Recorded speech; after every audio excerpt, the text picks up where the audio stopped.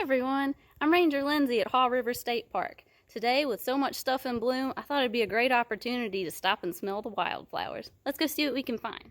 In the most basic definition, a flower is the reproductive structure of flowering plants, so they're all going to have the same basic parts. Here's a general diagram of a flower. You see it's got the petals. These are usually the colorful, showy part of the flower that kind of catches our eye. You've got the male part over here, which altogether is called the stamen, and the stamen is made up of a filament right here that supports the anther up top, and the anther is what produces the pollen, which is the male reproductive cell for the flower. So either on the same flower or on a completely different flower, you're going to have the female parts, which are called altogether the pistil. So up top of the pistil, you've got the stigma. This is sticky.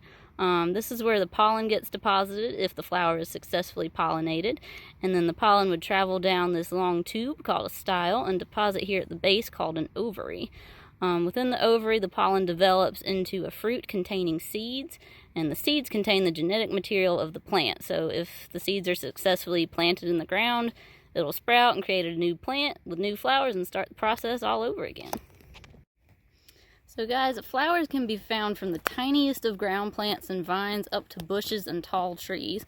They come in all different shapes and sizes with one goal in mind, to draw in a pollinator. And that way each flower is kind of like a billboard, trying to draw in animals by using their shape, color, size, and scent to draw in a pollinator. Also, because flowers come in such a variety, you may not even know what you're looking at is a flower. Would you believe me if I told you this thing down here is a flower from an oak tree? If you pick it up, you can kind of rub it between your fingers if you're not super allergic to pollen. Let it fall. Look at all those granules. Here's some of those oak flowers again, but this time they are on the tree. So let's take a look.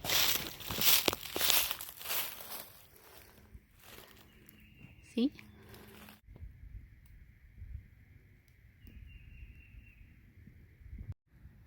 Here we've got a nice patch of bluets. They're a really tiny flower. Here's another type of bluet you might see in your yard. It's even tinier than the other one we looked at. These ones are actually called tiny bluets. Over here at the iron ore tract, we have a glorious example of our state flower growing on the flowering dogwood tree. So when you look at this, you think, wow, that is a pretty white flower. You'd actually be wrong. See that white part right there? Those aren't actually petals. Those are called bracts, which is a scientific word which in this case means modified leaves. Those little green and yellow things right there, those are the actual dogwood flowers. Here's a common understory tree we have at Haw River State Park, which I'm sure you've also seen from the roadsides. But this native deciduous tree is eastern redbud. It has some bright pink and light purple flowers that come out in early spring. This tree is also a member of the beans, peas, and legumes family, Fabaceae. So you'll see in the coming weeks as the fruits emerge, it kind of looks like a bean pod. So close up on those flowers.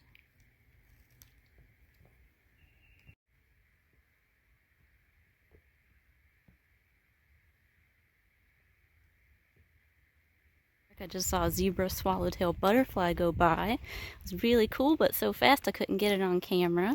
But I did see this pretty flower. So this is green and gold. This flower flowers in early spring and may continue throughout the summer sporadically to bloom. But it does well in sun to partial shade, which probably explains why I'm finding it so close to the trail. Here's a nice little patch of spring beauties. So this flower is still pretty small. It's very white, and then it's got distinctive pink stripes on the petals, as you can see here. So there's a general spring beauty variety, and then there's also one called Carolina Spring Beauty. Basically the difference is Carolina grows at higher elevations and has broader leaves. I'm not too much of a botany expert, but I'm gonna guess that this is just Spring Beauty. Now, what is this bright red popping out of the landscape? I believe we've got some nice old fire pink right here. So fire pink is actually pretty widespread on the eastern half of the U.S., but it is still uncommon, so it's always a joy to me when I see it popping out of the woods. Its brilliant red color helps to attract ruby-throated hummingbirds, which are one of its primary pollinators.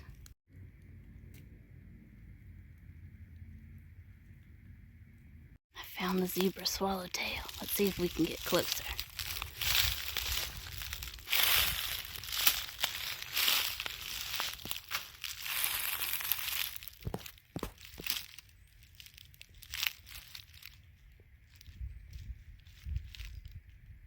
You can see why it's called a zebra swallowtail.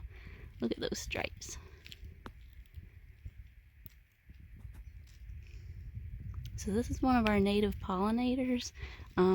Its sole larval food source is the pawpaw tree, which we're gonna go look at right now. We have arrived at our pawpaw tree. So before I tell you about this tree, I want to take a moment to look at these flowers up close. So notice this deep maroon color. These are not your garden variety flowers. Now I don't want to pick the flower, but just look inside at that structure. So pawpaw trees have what you would call perfect flowers, which means they have both male and female parts within the same flower, but they are female and male at different times, so they act kind of like imperfect flowers. When the flower starts out as female, it has a pistil with a sticky stigma up at the top that is receptive to pollen. After a few days, the stigma loses its stickiness, it kind of withers away, and then pollen develops in this base right here. So you see all those white granules? That is immature pollen. When it is ready, it will turn brown and dusty, and then the flower is functionally male. So a pawpaw tree cannot self-pollinate to reproduce. Usually in the wild, to reproduce, they will just create additional sprouts off of their root system, and that'll create additional trees. But those trees are genetically similar, and they cannot pollinate each other's flowers.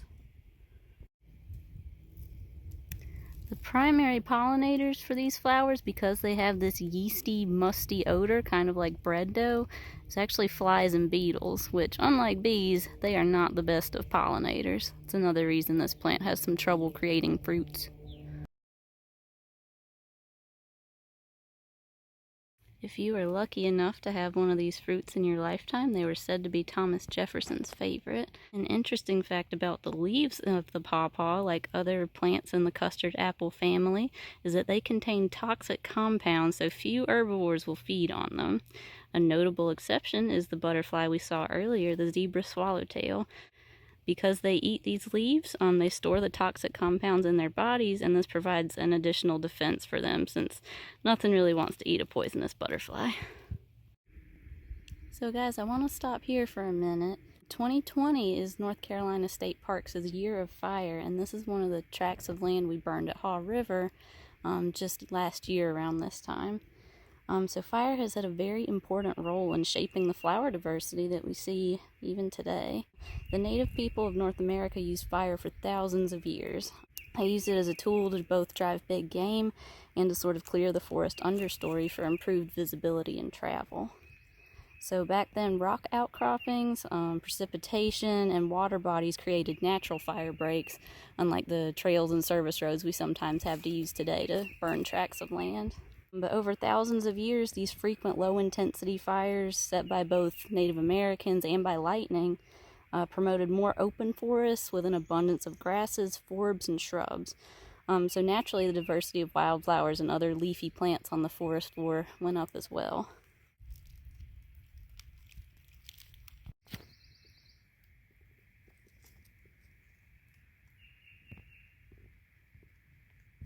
So I'm here at the park office, and we have the lovely Carolina jessamine, or Carolina jasmine, which has been the official state flower of not our state, but South Carolina since 1924. So jessamine is a native evergreen vine that often climbs trees in our woodlands here in the North Carolina Piedmont.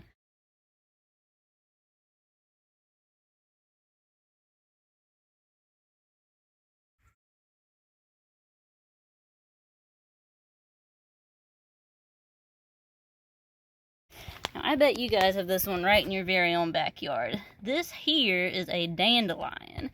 Now, dandelion is actually an English corruption of the French name for the flower, which is lion's tooth, or dent de lion, which comes from the tooth-like serrations on the leaves here at the bottom of the flower. So dandelions, they are not native to the U.S. They were introduced here by European settlers a long time ago, and now they're a pretty widespread weed throughout the U.S. and Canada. You can find recipes online for dandelion tea or dandelion wines. And I've heard you can also eat them, the salad, or you can eat the greens of them in salads. I wouldn't advise it, because you shouldn't just go eat stuff that you find in the woods. But another thing why these aren't actually so bad is they are a good source of nectar and pollen, an early source. They might not be the choicest nectar and pollen available, but in harsh times, you know, bees got to take what they can get. So similar to dandelion in that it is a non-native fast-growing weed, you've got this guy right here, carpet bugle or bugleweed. Just as a general rule in modern times, you don't want to plant a non-native / exotic species in a natural landscape, because whether the species is a plant or an animal, whenever you bring over an exotic species, you're putting it in a place where it does not have any natural predators, diseases, or pests, which gives it sometimes an unfair competitive advantage, and it can crowd out native plants and drastically change the landscape. I'm not blaming you, carpet bugle. I'm just saying plant lovers need to be careful in their choices and plant native whenever possible. As I continue my walk around the building, I come to this, another site, probably from your own very backyard.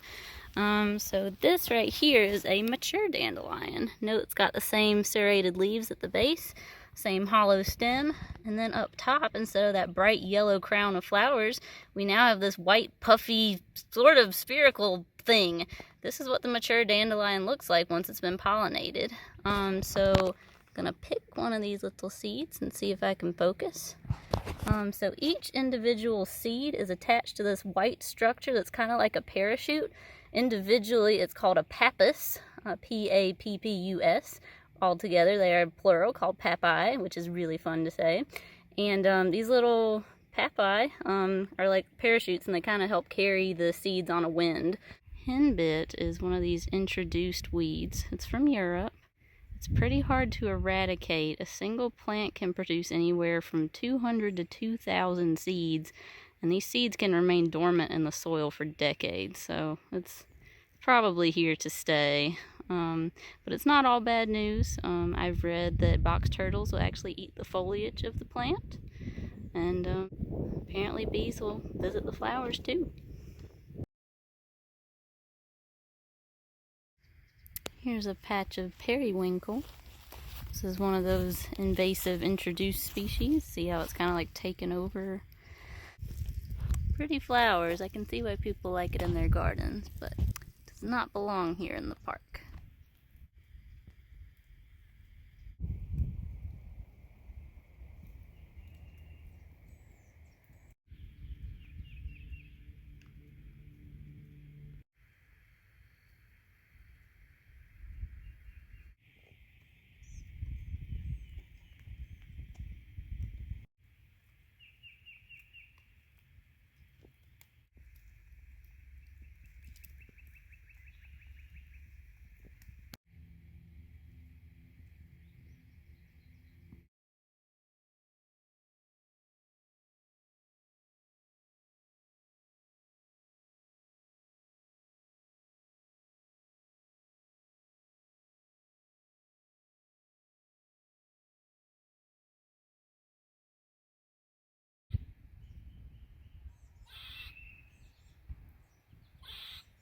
I did not know that sound came out of a squirrel. The more you know.